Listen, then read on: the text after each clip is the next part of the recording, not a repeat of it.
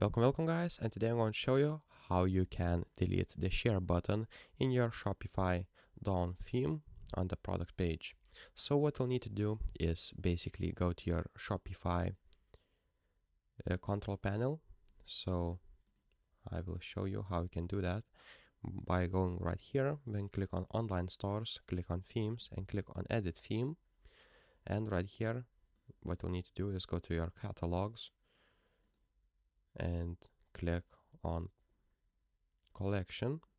After that, click on your product, and here you'll see a share button that you can select, and here you'll be able to remove it. So remove and hit save. Now refresh the page, and if you go to our product, you will see that we don't have a share button. So if this video was helpful for you guys, please make sure to subscribe to guide everything, and see you in the next one.